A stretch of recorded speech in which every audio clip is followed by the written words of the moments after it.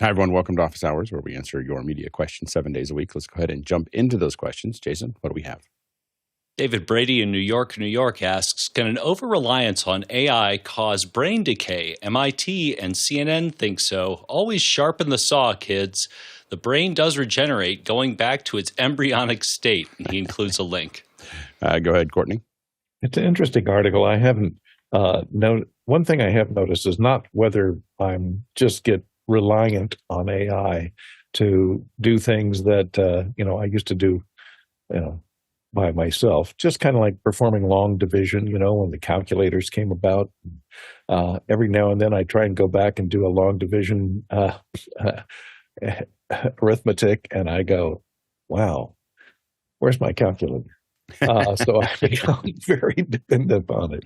But I have noticed one thing, that after looking at so many AI demos and looking at visual effects that are now, a lot of them are AIs, especially on YouTube videos, I look at everything through an AI filter. Like I'm going, oh, that's pretty good AI, when it may not be AI at all. It may be completely, 1,000 visual effects guys may have worked on it for months.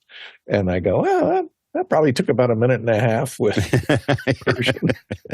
So I kind of discount the amount of work that goes into real visual effects these days, right?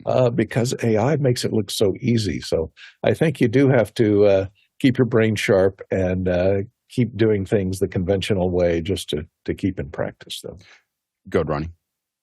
Yeah, I'm pretty sure this is just a continuation of the decay we've seen from kids. I have 4 kids from birth from 2000 to 2006, and the oldest one is definitely just marginalized on the other side, and the other ones are gradually being more and more incentivized by the offers that the platforms like iPhones and iPads, etc., is providing them with, and of course the social media. So I think this is just another nail in the coffin for individual thinking. Of course, I'm a little bit joking here, but the problem, I think, is to regulate this, or should we even regulate this? How should we approach this kind of technology that is impacting the youth so much and so hard these days? I think it's really difficult to find a solution to that, and we might, as parents, do some really strategic stuff to get this. Yeah, good guy. Yeah, for me, it's actually opened up horizons that I would have never thought that I dove into. I thought that I would have to go to school to become a coder, whereas all of a sudden I asked ChatGPT to create something for me, and it started doing the coding, and I was like, wait, this thing's onto something. And I know Omar he turned me on to Cursor as well, and that's his horizons were also opened up when same thing. It's just like, oh, I can get assistance and help, and so the synapses in my brain are like, whoa, let's jump to here now. We have things that are possible, not impossible anymore. I think it depends on how you use it, obviously, like everything else. And so I think that what the brain is very malleable, and it'll stop doing things doesn't have to do anymore. Like, for instance, there's a new feature that came out a couple of years ago on your watch that you push a little button and it'll make your phone ring, and you push the little button and you tap it and the phone rings. I lose my phone all the time now because my brain has stopped tracking where I put it down because it's so easy for me to pick it up. And so your brain can very quickly say, I'm not going to spend any resources on that because that's being handled by something else. And so I think that if you constantly have AI doing things for you, it may not do those. But at the other side of that is I've never learned so fast. Like I have AI opened, I have ChatGPT opened all the time. I'm not having it do things other than programming and maybe make some images, but I'm not having it write my articles or write emails or do other things like that. I do those things because my typing voice is very specific, and I don't like the way that AI it's definitely not regular English. The way anybody who's had emails with me knows that I just have a very specific way of emailing or texting, and it's not proper English, and as a result, it's not that like it's another language, but it's just it's not properly formed. It's just the way I like to write. And so as a result, AI feels very weird to me every time I read it, and so I can't really, dive into that at the same level. So I don't have it do a lot of things for me, but I do have it extend a lot of what I can do.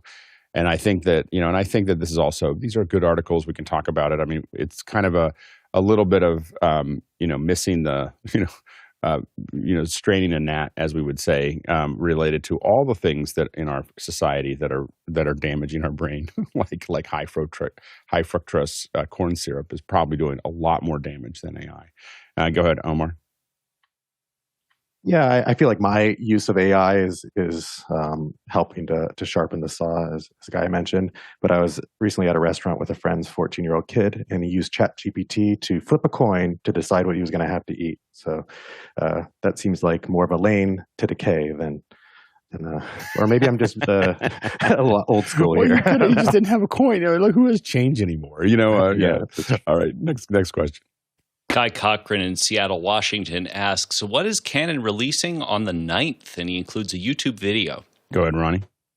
Yeah, it's probably a new Canon camera. I think this is a film camera, maybe a full-frame sensor. The rumors are speculating wildly, and there have been some leaks. It's called the C50, probably, and the focus on the exterior of the camera indicates that it's more focused for film usage with the red record light and the red button, etc. So this is the thing we're talking about.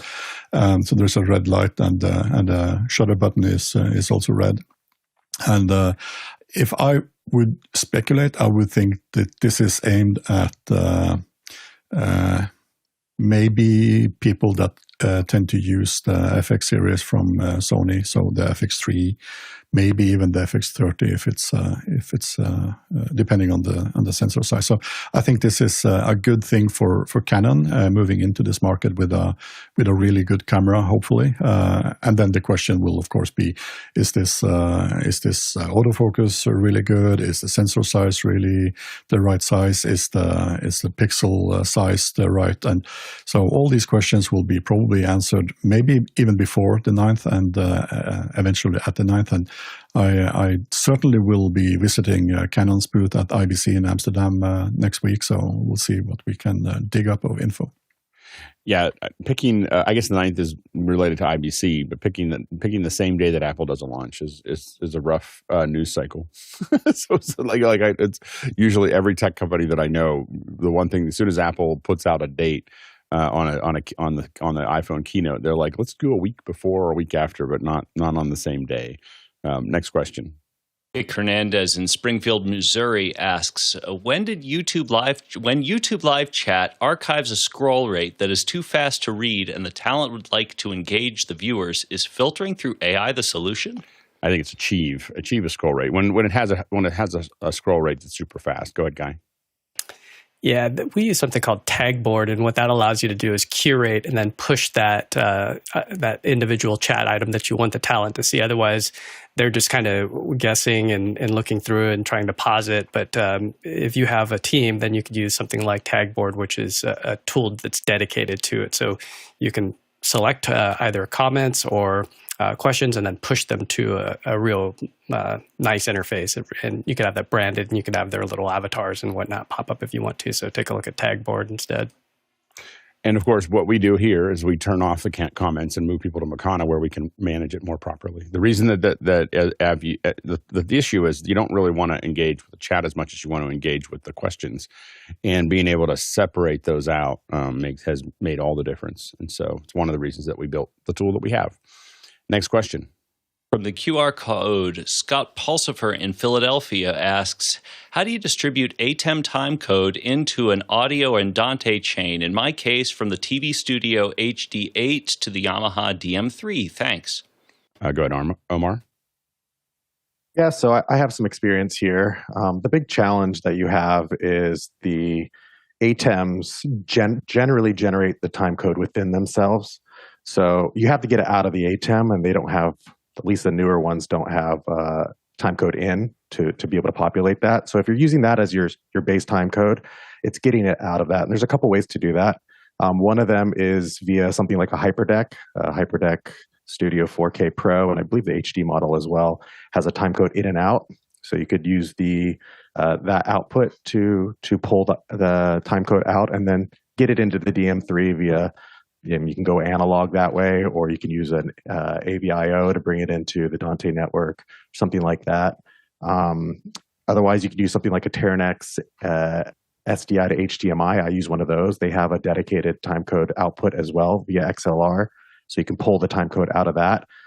There's some issues that you might run into with using the ATEM generated timecode. So that's what's stamped to your records if you have the ISO model. But if you have long records, your audio will tend to drift from your program records. And the only way... We lost you, Omar. You broke up. Your audio broke up there, Omar. I don't know if you can hear us. Sorry, I lost my audio. Sorry about that, guys. Yeah. The only way to get those records back in sync, if you're using the internal records with very long audio records, is to use something like a master clock that generates word clock and generates time code, and then you can sync that time code with your hyperdeck, and then sync the word clock with your DM3. But you need like a master clock that generates all those different signals at once. But that gets into a very expensive endeavor. So, I mean, when he says very expensive, I think they can range from a couple $500 or $800 to up to a couple $1,000. I think the one that we have, I think, is in the $1,500, $2,000 range. I agree with you. I can't remember the last time I had one device tell another device what the time code was. Like you have a clock that's telling everyone what the time code is. We find that to be much more effective and just a lot less. I think the technical sort of term is hanky. Anyway, go ahead, Ronnie. Yeah, anytime I've tested using this, there is a guy in the chat also for those that are logged in. I've seen the exact same thing happening. If I put something from Blackmagic in the loop kind of way, things starts to get off the clock, so to speak. It's really annoying.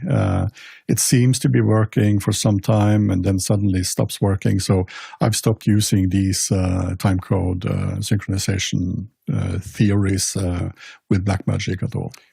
We stopped using it. And, typically, I mean, I can't remember, I don't think there's any time I've tried to put timecode into the switcher itself. So usually the timecode that we deliver is to the hyperdecks.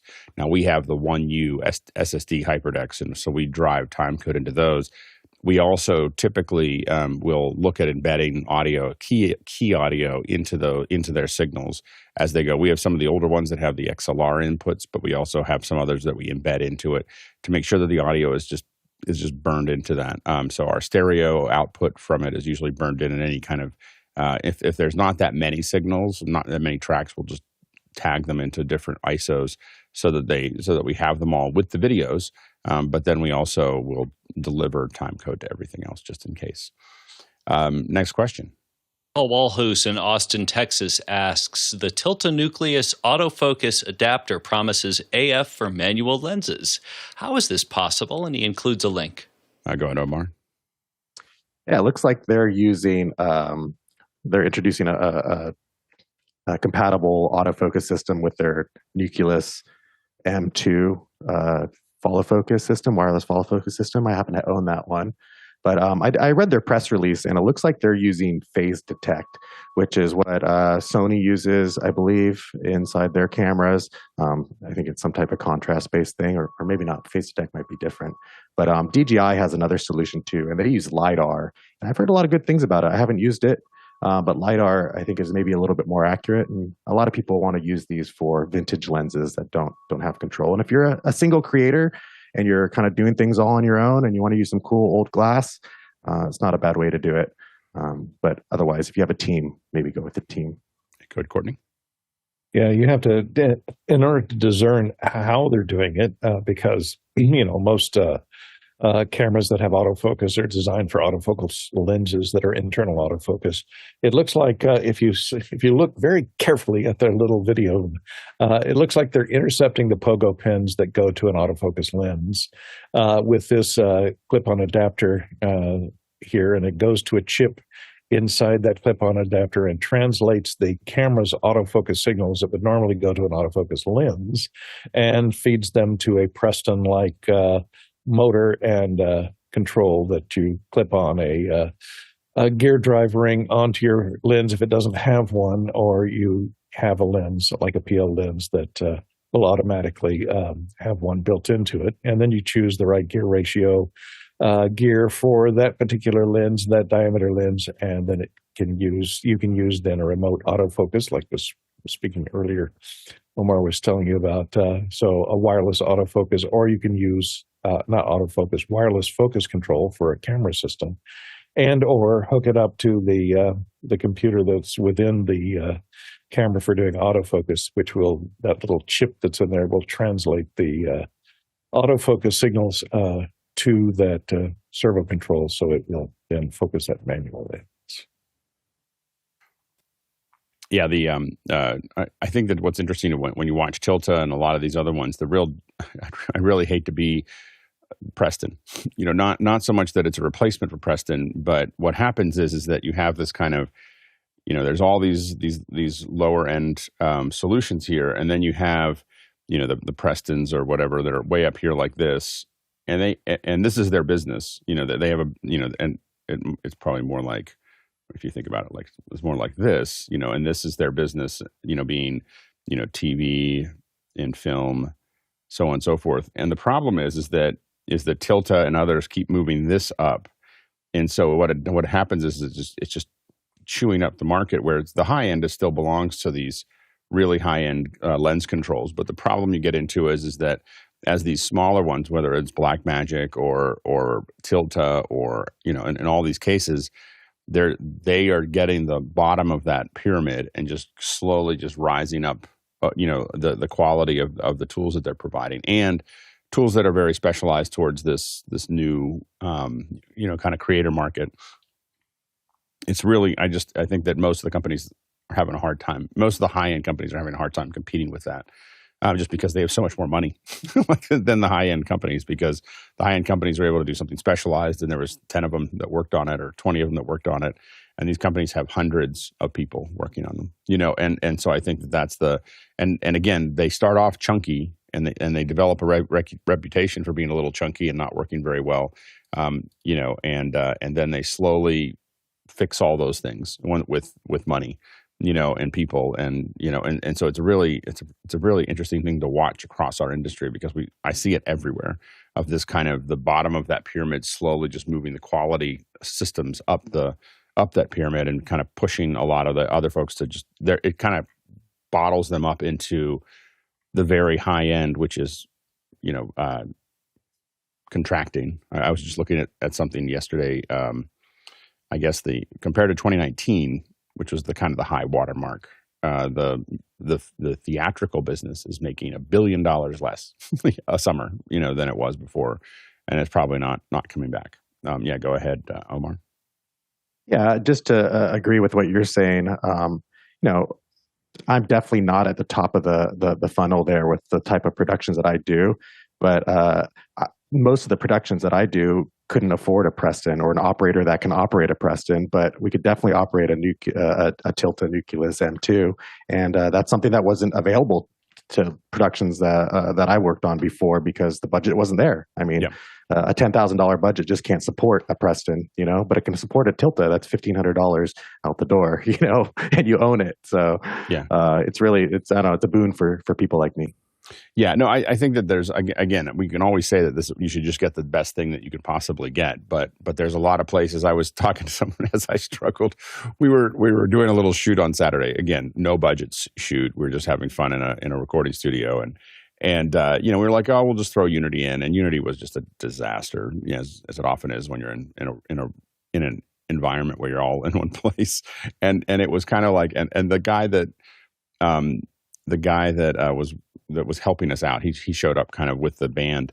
He said, I use these ear techs, and I kind of, I've never really used ear techs, because you're kind of like, I'm always using ClearCom or Riedel or something else. And I was like, they probably would have been better today. He's watching us struggle with them, and I was like, I'm not going to argue with him. Probably doesn't hurt to have a set of 4 ear techs sitting in the thing of just throw them on, and like it'll just. He said they go really far, they do really well, and I realized that my perfectionism is like, well, because I think he thought that I didn't know what comms looked like, and I was like, well, we usually use ClearComm or Riedel, and this is kind of something that we're that we're just kind of playing with. But I was like, maybe I'll invest in something really inexpensive that I can just throw on. And the guys that we were working with in a concert a couple of weeks ago were using Hollylands, and I guess the new version. This gets into that. This is what got me thinking about it. Is the new version of Hollylands did really well. I mean, they were going 300, 400 feet with a very contested environment.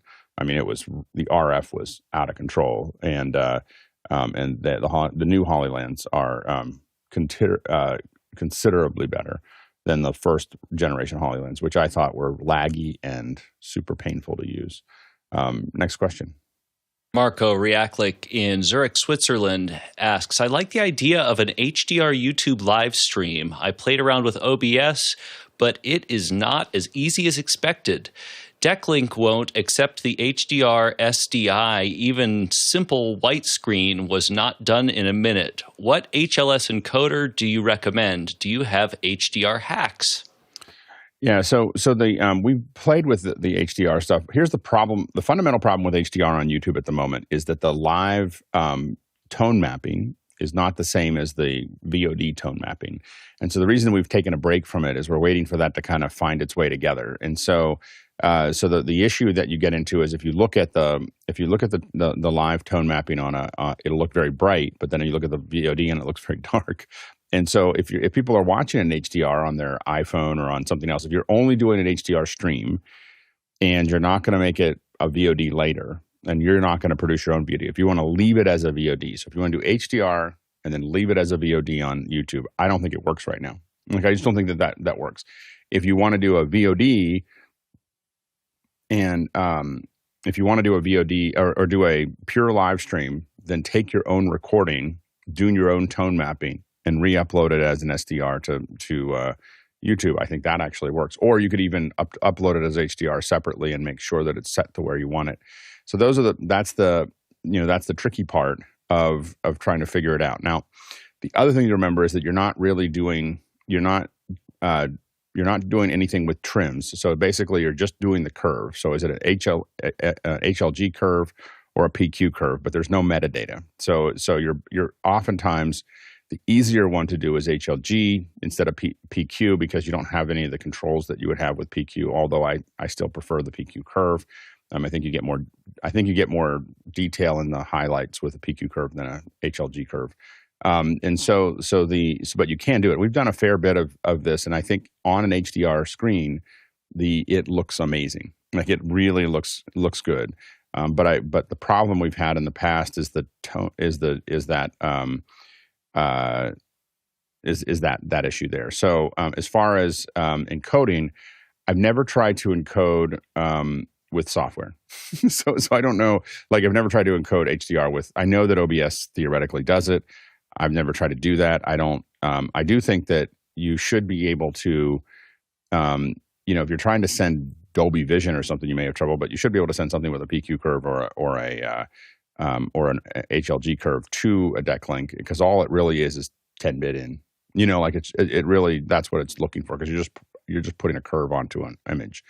So if you're if you're trying to capture the metadata, you're not going to get that. So nothing. The problem with metadata is that you can't keep it going through the whole chain. That's handling all those trims.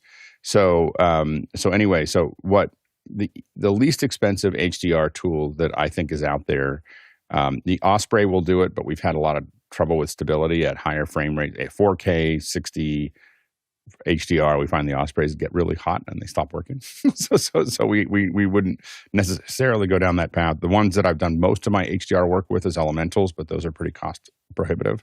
I mean, these are like $60,000 a unit. The least expensive HDR encoding that I've seen is the Teradek Prisms. So the Teradek Prism will do 4K 60 HDR, and it is it's about $2,500, I think, and they are pretty solid, and they've got they're pretty modern. But as far as that's the least expensive piece of hardware, we have made requests. This show and other things that I do are on the Vision encoders. They're not providing HDR yet, but we've made some requests there. And what we really want is YouTube to give us a LUT. Let us upload a LUT. Like this is how I want you to manage my image, and not try to figure it out themselves. So we'll see, how that how that goes. So anyway, so that's that would be what I would recommend is take a look at the Teradek. Teradek Prism is probably the least expensive way to go. Next question. Roscoe Jones in Madison, Indiana asks, what drone shots have you used in production and why? He includes a link. Go ahead, Omar. All kinds.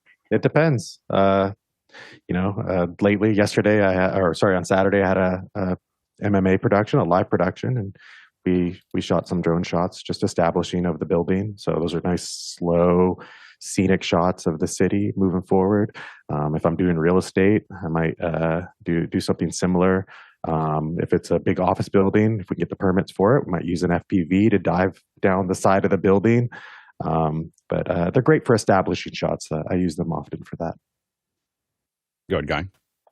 Yeah, for live in this sporting event that I worked on with Jeff Keithley down in Florida, Del Rey, they hired a drone operator to get a couple drone shots where it is that pedestal shot that they talk about in the Video Maker magazine, where you just go up and reveal what's going on from a different perspective. And it's nice because they picked up a couple morning shots, a mid-afternoon, and then we banked them in the replay. They were using a TriCaster. So then as they called that shot to break to commercial, it would come up, or when we came back from commercial, they would use it to roll back in. Go ahead, Courtney. Yeah, I think I worked on one of the first uses of drone photography in a television show back in the 90s. I worked on this show. It only lasted a short period of time, called Viper. And it never went into syndication. It was sponsored by Dodge. And it featured, they wanted to capitalize on that Knight Rider feel with the Dodge Viper. And they had this car that supposedly transformed to this biomechanical skin. And it had a little, and so it would go from this red car to the gray car. And it had a little drone that popped out of the back of it to do surveillance when it was in the Viper mode. And in order to shoot the shots that were supposed to be, this was in the 90s. Remember, there were no quadcopters back then. And in order to get these shots, because it was supposedly doing, they would pop it out, he'd be going down a dark alley at night, and they'd want to have this surveillance from high above the car down a dark alley. Well, you couldn't fit a real helicopter in there. So what we had was a model helicopter that had a single rotor, and it suspended a small video camera underneath that was on a small gimbal. And this was one of the first uses of a drone to gather the shots for this surveillance supposedly drone. The drone itself was CGI generated, early CGI. But the actual imagery shot was from a actual model helicopter with a hanging camera underneath it, so we could get it in underneath wires and down dark alleys and so on. Go ahead, Ronnie. Yes, I've used most of these types of shots. A few years back in 2021, we had this amazing pilot flying for us on a mountain top where we are above Tromsø. Let me see if I can find some of the amazing shots he made here live. This is a part of a live feed. Oh, you saw the shot there just a few seconds ago. So this is a dance competition on 300-400 meters above Tromsø city. And this is the live shots. And he was starting down at the dance floor. He was spiraling up while filming straight down, and you saw the dance battle started, and then he just went insane, and he was flying. He always made it sure that he was secure, so never above audience directly. But the speed he had and the angles he got, and he even was on intercom, but pilots, when they're in the zone, they don't listen to anything. So he made this amazing event even more amazing. So used in the right way, it's a really powerful tool. Yeah, we used it. The first time I think we really used drones in production, we were doing shots of we were doing this thing called the Holiday Hole for Cards Against Humanity, and we had to. We were digging a hole for no reason, and what we would do is we would take and there was a giant hole with a backhoe, like it was like we were digging literally a giant hole for no reason, and we had the drone would look at a banana for scale. We like to use that here, and we would start at the banana and then pull slowly up into the sky so you could see the kind of the whole thing there.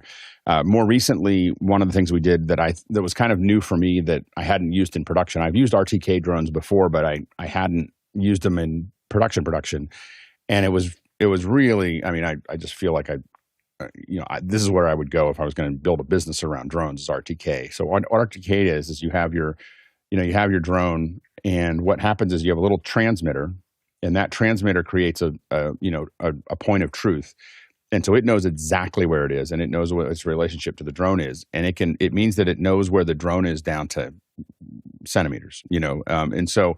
What that allowed us to do is, if you think about, think about buildings here. We had this office, and we had a person that was going to be in this office here, and we had a drone that was about 400 feet up, our limit. And so we had the drone up here, 400 feet up, and there's the ocean over here, and there's more office buildings here. So we started with the drone looking at the offices so we can see the office building.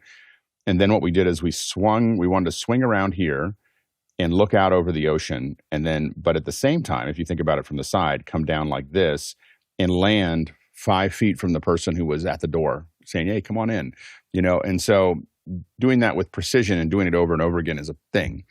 With the RTK, two of us, I managed the camera and the operator managed the drone, and it was actually a relatively simple drone shot.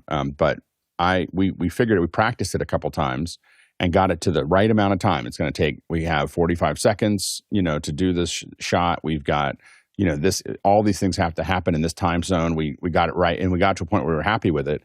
And then we hit save. And then all we had to do is push a button, and that drone goes right back to where it was supposed to go. You hit play and it goes right down to exactly where it needs to go. And you get the same shot every time. It's like building a rail in the sky of just coming down and coming down to it. And I was super happy with it. Something that I saw recently that I thought was useful is here you can see, this is from Dead & Company, and here you can see, now this is not a drone shot because it's over people. So this is I believe, if I saw correctly, that was a cable cam with a Ronin 4D on it.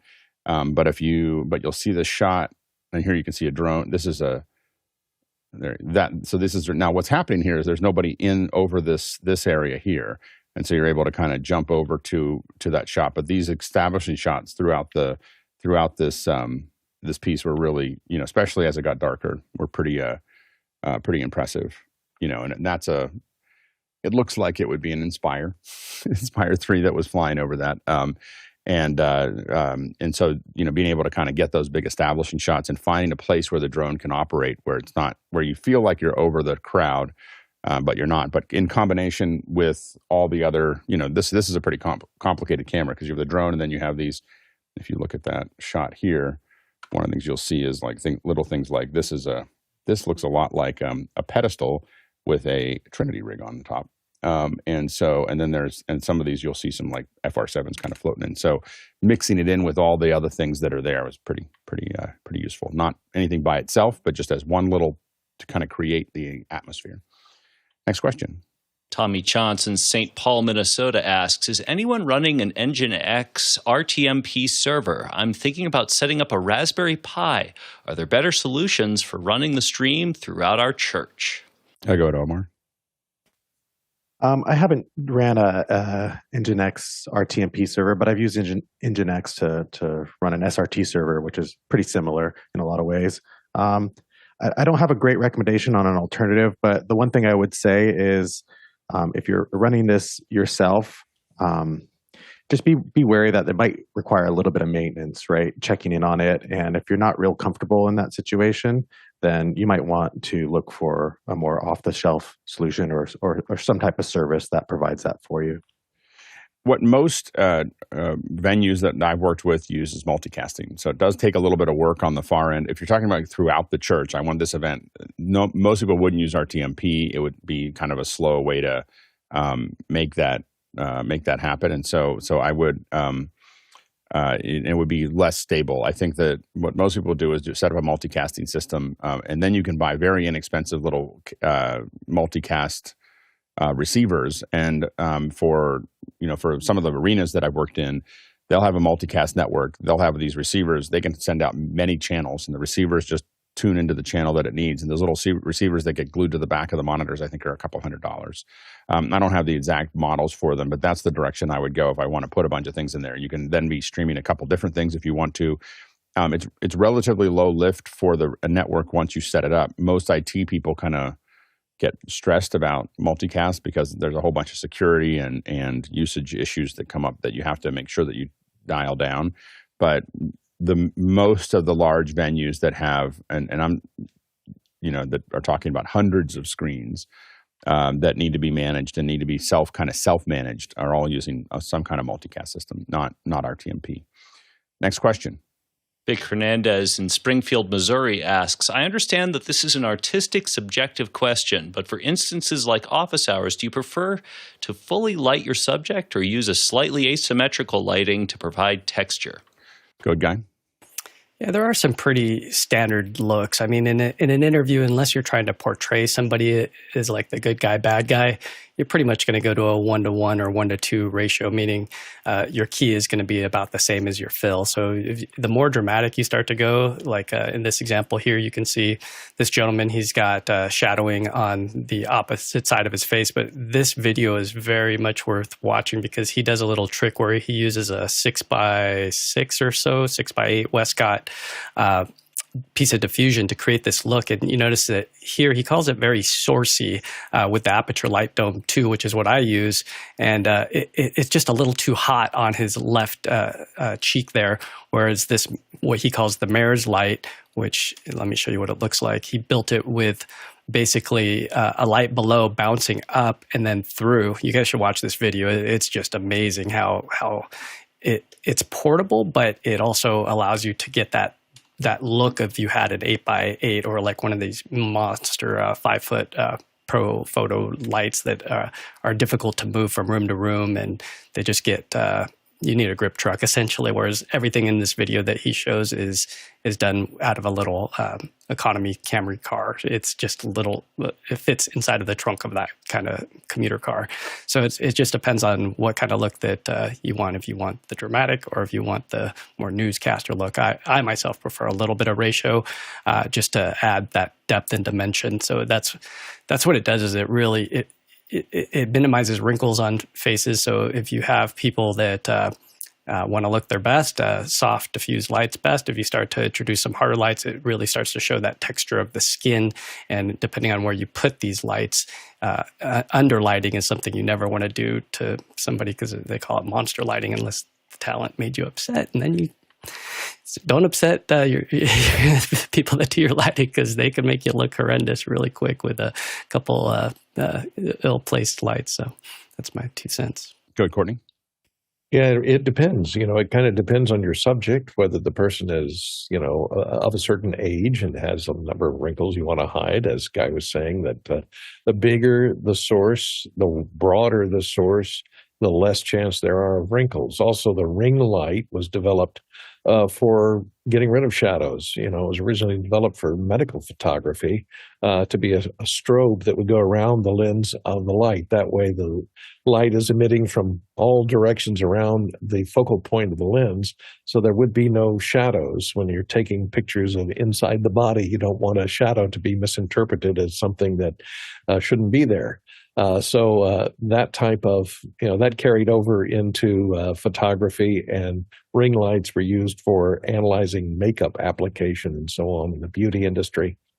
The problem with ring lights, I hate with ring lights, is the fact that if you have any reflective surface, including the eyeballs of the subject, you see the little round circles in their eyes, or if they're wearing glasses, they start to look like raccoons.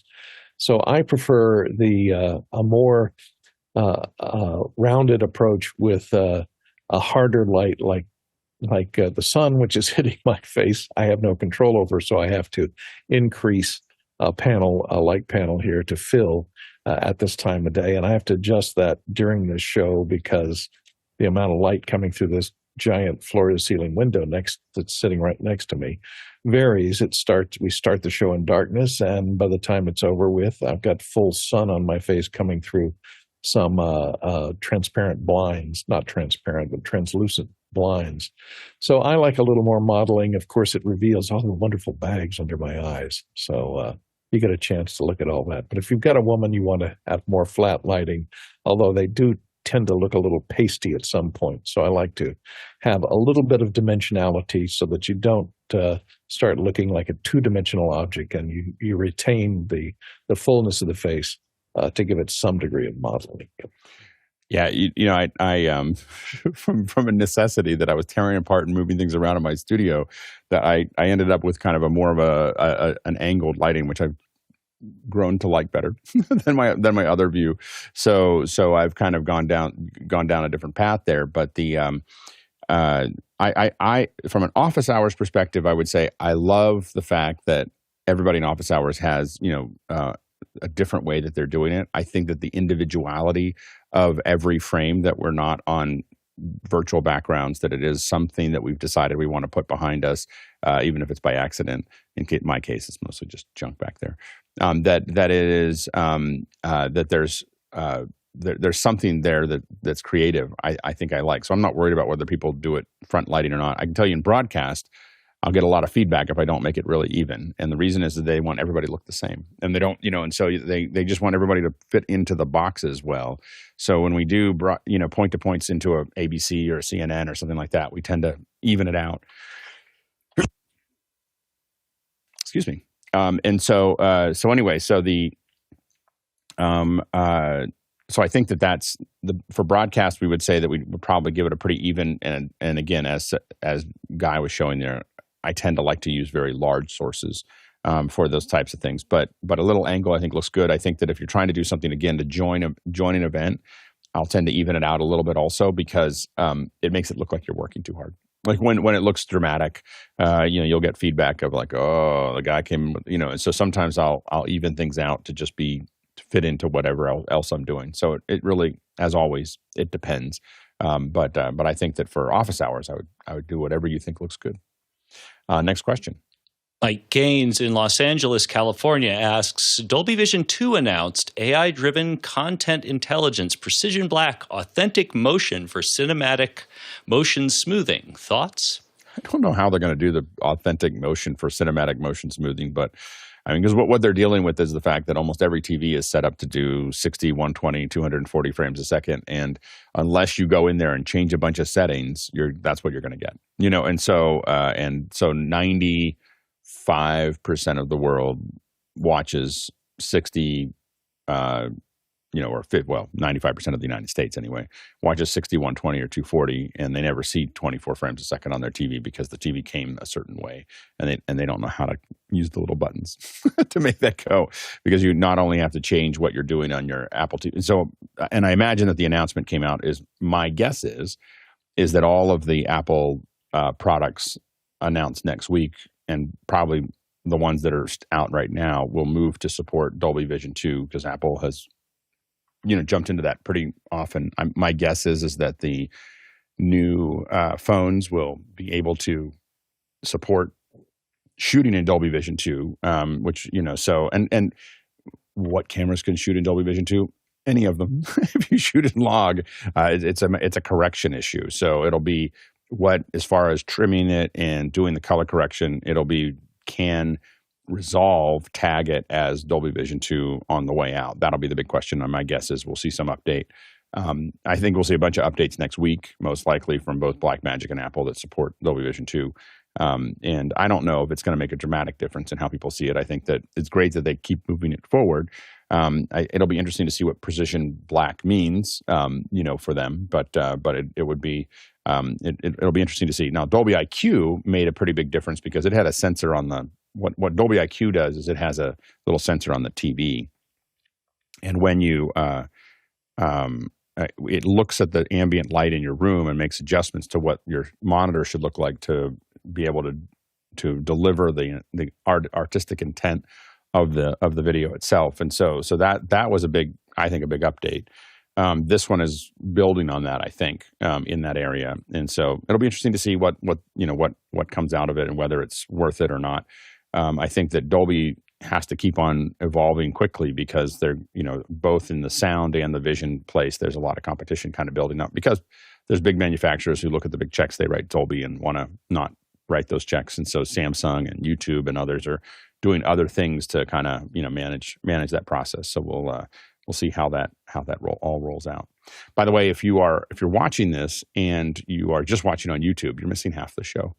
There's a whole conversation going on here that is in the chat, and you can actually get into the chat. You can chat, you can ask questions, you can vote on the questions. All those things is the other half of the show. And if you want to see that, go to officehours.global/join. It's filled with a little form out, and then you'll get to. In that process, you'll start getting emails, and you can join our Discord and Mukana, which is how we answer questions and ask questions here. Next question. Tommy Johnson, St. Paul, Minnesota asks, I just did my first drone test flight on Saturday with my new DJI Mini 4K. I plan on getting 107 certification. Any suggestions on a good online program? Go, Jason. A very good friend of mine owns the Drone U in Colorado, and they have a course called the Don't Crash course that I think is right up your alley. Go ahead, Omar. Can't hear you. Oop, Omar? Sorry about that. I didn't unmute.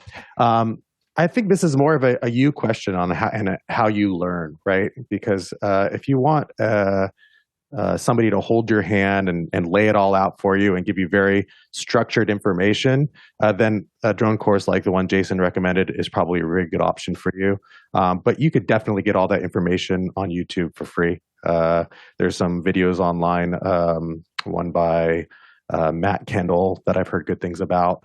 And if you look at the comments there, a lot of people say, hey, I did this in 2025, and all the information's covered, but it's going to take a little bit more effort on your end in order to kind of parse that information and absorb it, and then do some practice tests that I'm sure you can find online.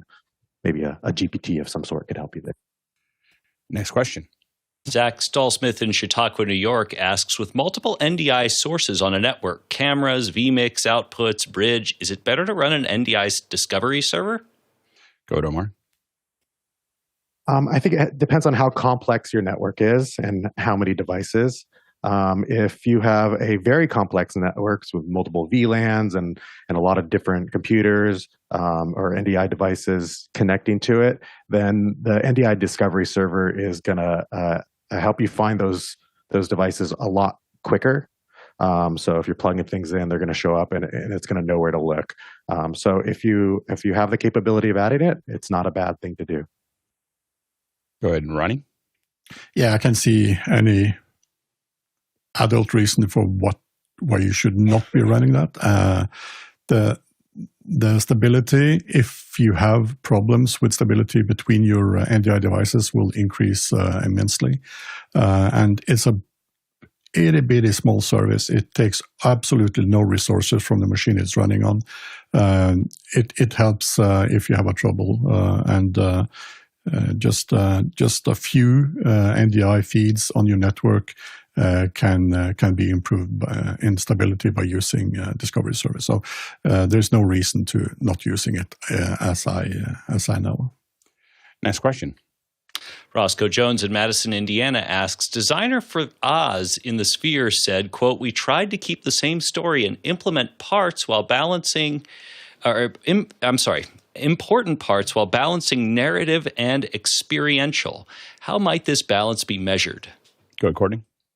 Well, it was interesting. They did a thing on CBS Sunday morning on the behind the scenes on creating this experience of Oz, Wizard of Oz at the Sphere. And one thing they had to do was kind of use AI to expand out portions of the frame, like the original film here. You see Henry over here. This all had to be AI generated because it wasn't shot originally.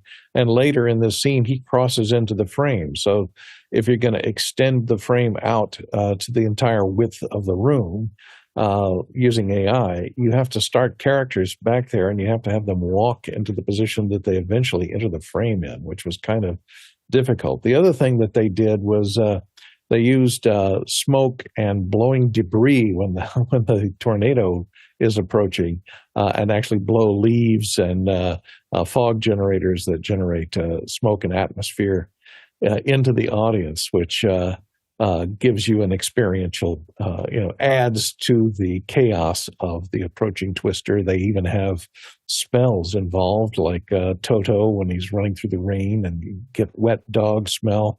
And gosh knows you don't want to have the smell of 300 munchkins in wool clothing, around you in the sun, because that can be, I don't know if they simulated that, but that's an awful smell to behold. I always feel like this is kind of a nod to, we're doing something new, but of course we're trying to maintain the narrative.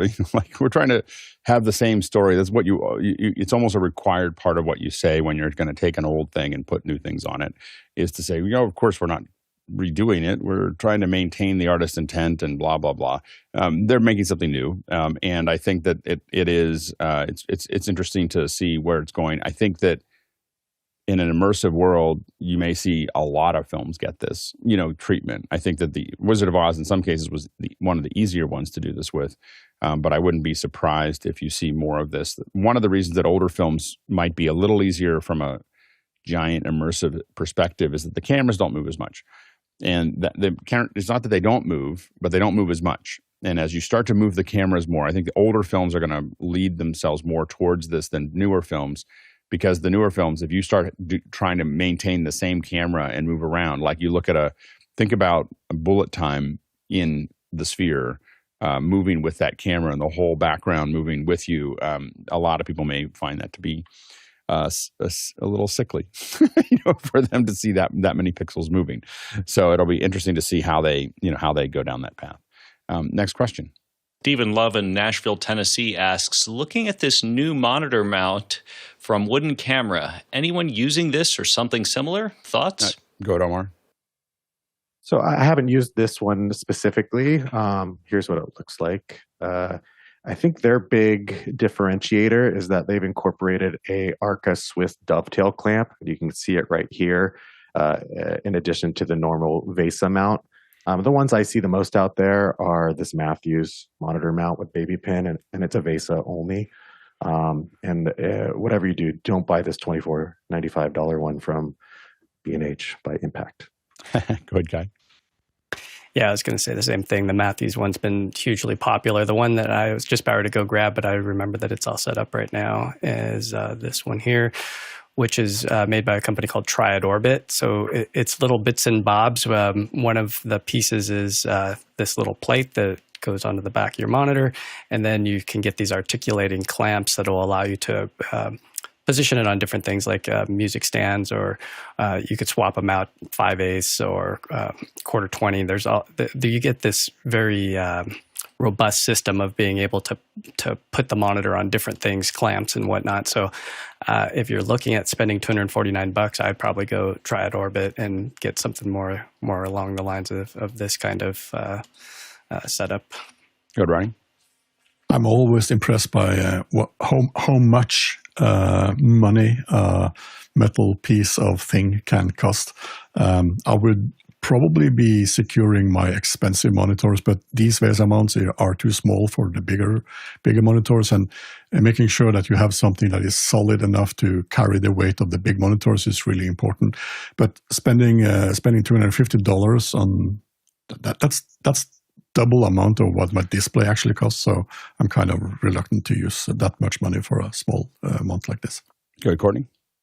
Yeah, I prefer a monitor mount. We have, designing a lot of teleprompters over the years. I have to design methods of holding monitors for direct view as teleprompters over the years. And using a VESA mount on the back of a monitor is convenient, but a single pin and with a ball mount on it, you don't have a lot of adjustability.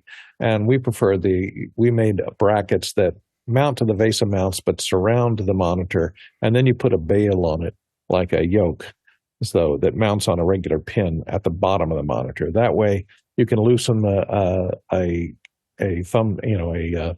a lockdown on the side and tilt the monitor to any angle from straight up and down to straight down. You can hang it overhead. You can flip it over and hang it upside down.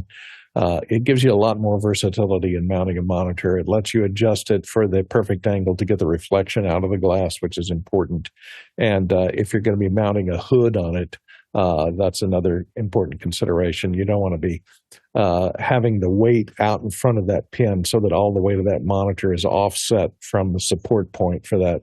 It makes the monitor it moves the center of gravity out over the front of the stand that you're sitting on and makes it easier to knock over and fall over. So I prefer having a yoke that keeps the center of gravity of the monitor over the pin of the support stand. So it makes it much more stable that way. It gives you much more adjustability. Yeah, and the one that I've used, I don't know, we've had to do this so many times for so many things, and we had lots of kits that needed them, and we couldn't afford to spend $250. By the way, Wooden Camera makes great things, so I'm sure that's worth that money. The one that I have many of laying around are these little film tools ones. So these are film tools. They're just a baby pin sticking out, so you can just this part will actually unscrew out. So it makes it really easy for us to pack. So we just this is just a 3/8 right in here. So we just unscrew this out, and then we usually tape the screws to it and put it in a little bag. But it's $66, and I don't know. I probably owned somewhere 30 or 40 of them at some point. So they're relatively inexpensive when you see them. I think I can. I think they have some pictures. It's funny, they have different pictures. So this is what it looks like when you actually mount it. So. And so this is how we've used them in the past. I think they have another one that does 75 millimeter, but almost all of our monitors are 100 millimeter. And so it's just really easy to throw them on. We've done a lot of things with them. If you have enough sandbags, you can put them on an arm and stick them out and rotate them around. But they're relatively simple and well built and inexpensive, and we've used them for well over a decade. And that's been the ones that that little hook on the back end is this has turned out to be useful. So it keeps it from sliding out of the pin. But anyway, that's been what we've used for, I don't know, last 10 or 15 years. Yeah, go ahead, Guy. Yeah, just because we have a little bit more time here at the tail end, I just wanted to show the clamp that I'll use on the road in case I can't travel with a big old C-stand. That Triad Orbit ecosystem allows you to grab other extension arms and things like that. So if you're in like a hotel or you're somewhere where there's like a chair nearby or a ladder, then you can at least clamp onto something like that and then get it to where you want. And then if you have like a music stand, you've got these different 5/8 type swivels, and then it introduces you back into that same ecosystem. So then if you want to swap something out, like a mic or something like that, you can just pop it in like that. Now all of a sudden you can swap that stand for something else. So it's a great ecosystem once you get into it. Yeah, absolutely. Ronnie? Yeah, that looked like a VESA-mounted microphone. We have a few displays that requires VESA 400, and I haven't seen too many of these type of baby pin products going up to that. And I'm a little bit reluctant to load such a heavy display like 15 kilos or something, 10 kilos even on a baby pin. So I'm still looking for solutions for those ones. Yeah, when we go down that, as soon as we get to something that would need a 400, you get to the largest monitors we put the VESA mounts on is probably a 27, is as big as it's going to get before. 27 inches is about as big as we're going to get with a VESA mount. The next step up from there is usually we're using a French cleat. So the French cleat is of some version of that, and a French cleat is basically it's a piece of you see it's a piece of metal here, and it's got a little hook out like that, and that's the most simple version of it. There's lots of versions of this. Sometimes they have hooks on the bottom, but the bottom line is that you mount a bar.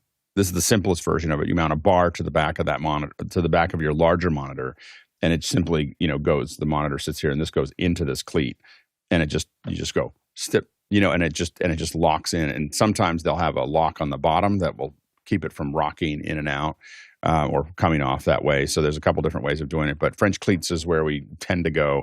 And, they're really easy to find in production because you get a lot of those ones that have the most common one we see is you got a really heavy, it turns out to be really heavy base. In case you're wondering, in case you're trying to move it around, they give it a lot of weight. And then you have two poles that go up like this, and those poles have a French cleat here, and then you put and this is something you can rent at every event that in the United States. Like it's $100 a week or something like that to get one of those. Thanks to our producers for so many great questions that kept this conversation going. We can't do this without you, and we can't do it also without the panelists who answered it. It was great to see. Omar, it was good to see you. It's good to see you. Hopefully you'll come back more often. We'd love to have you here on the show. So thank you so much. And thanks to all the panelists who made this possible today. If you're interested in being a panelist, we're going to have a new panelist meeting in a couple weeks, so stay tuned for that. We'd love to have you on. And thanks to the incredible team on the back end that makes this possible. Also, we're having a volunteer meeting this Saturday, and it'd be great to have you join if you're interested in being part of this. But there's a huge crew on the back end that makes this possible, and they it's editing, it's making sure that all the panelists are ready, it's managing the questions, it's managing the communication. There's a lot going on the back end, and so if you're interested in that, we'd love to have you. If we had done this in person. This is the Tlaloc Traversal. We would have traveled 20,000 miles. That's 33,000 kilometers, and that is 161 million bananas for scale. All right, let's go ahead and jump into after hours.